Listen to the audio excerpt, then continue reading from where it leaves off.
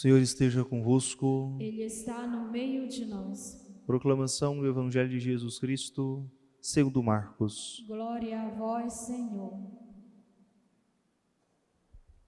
Naquele tempo, Jesus saiu da sinagoga e foi com Tiago e João para a casa de Simão e André.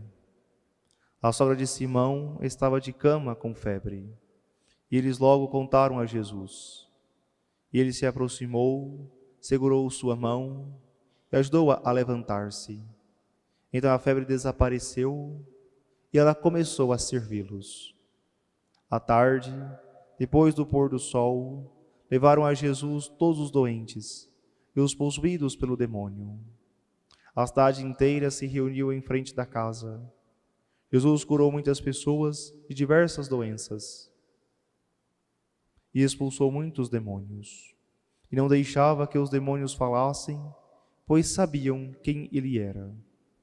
De madrugada, quando ainda estava escuro, Jesus se levantou e foi rezar num lugar deserto. Simão e seus companheiros foram à procura de Jesus. Quando o encontraram, disseram: "Todos estão te procurando." Jesus respondeu: "Vamos a outros lugares, às aldeias da redondeza. Devo pregar também ali, pois foi para isso que eu vim." E andava por toda a Galileia, pregando em suas sinagogas e expulsando os demônios. Palavra da salvação. Glória a vós, Senhor. Caríssimos irmãos e irmãs, acompanhamos o relato do Evangelho, primeira parte que nos mostra a cura da sogra de Pedro. Uma febre passageira, por isso eles se preocupam e chamam Jesus. Ele vai prontamente para a casa de Simão e ali devolve a saúde a esta mulher.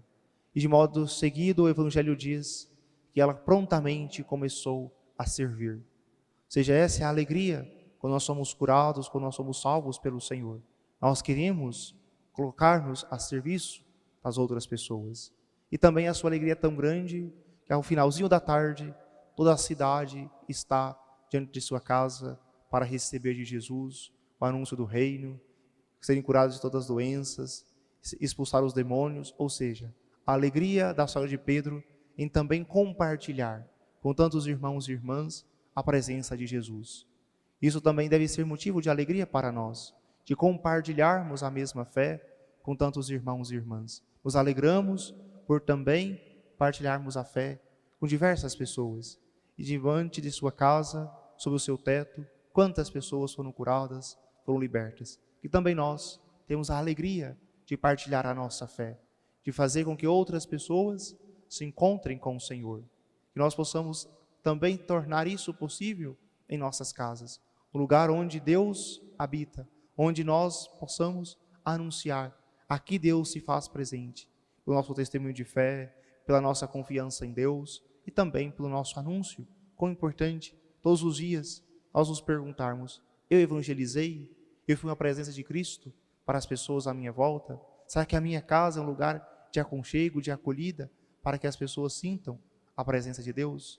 Pois a alegria da cura está não somente em perceber que o milagre foi feito para mim, mas que eu possa também partilhar esse milagre com tantas e tantas pessoas com as quais nós convivemos. Depois, um segundo aspecto do Santo Evangelho, que passa por despercebido, que nos conta como é o dia de Jesus, como ele inicia o seu dia. O texto diz: de madrugada, quando ainda estava escuro, Jesus se levantou e foi rezar num lugar deserto. Aqui está, Jesus primeiramente reza, está em contato direto com o Pai. Por diversas passagens, nós acompanhamos Jesus, que está rezando a sós e de madrugada. De madrugada é porque é a primeira hora, é a coisa mais importante a se fazer. Assim também nós compreendemos que a Santa Missa diária, logo cedo, é a prioridade do nosso coração.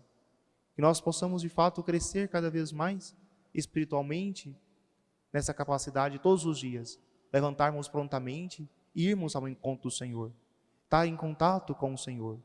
Pois a missão de Jesus e também a nossa missão deriva do nosso contato diário com o Pai na oração. Por isso o texto tem o cuidado de dizer que ao finalzinho da tarde, Jesus curava tantas pessoas ali na casa da sogra de Pedro.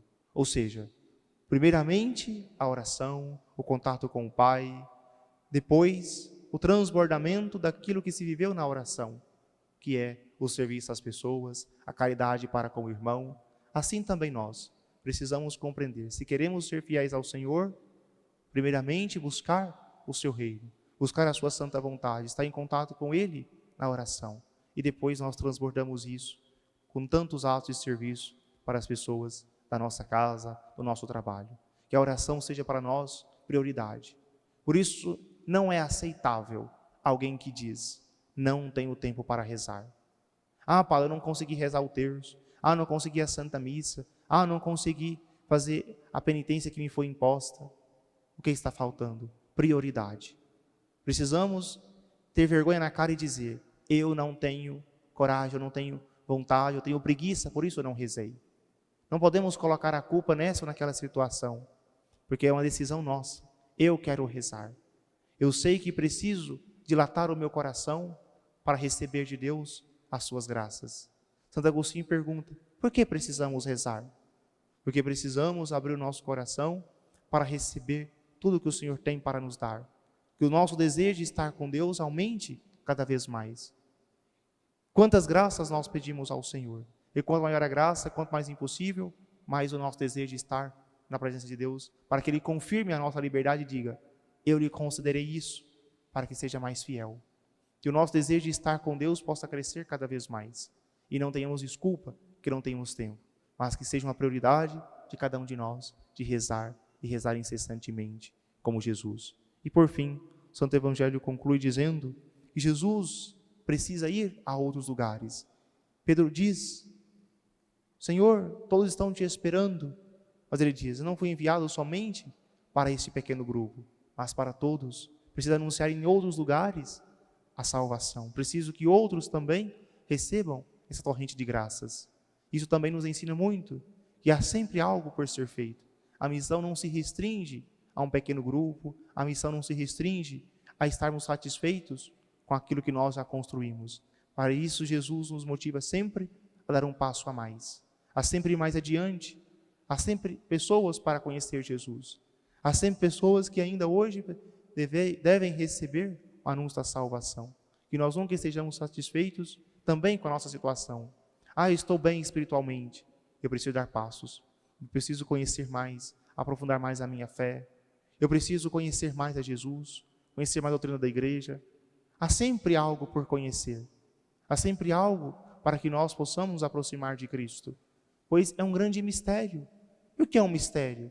É uma fonte que está sempre a jorrar. Nunca descobrimos tudo de Deus, nunca conhecemos todo o mistério da igreja.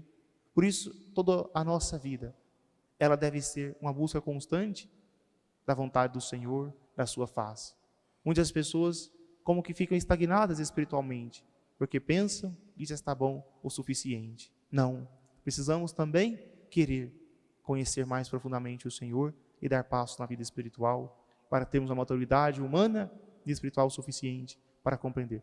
A oração é o principal em nossa vida. E Jesus rezava sempre para nos ensinar que temos também a necessidade de rezar incessantemente, como o Senhor nos exorta a cada dia no Santo Evangelho. Louvado seja nosso Senhor Jesus Cristo.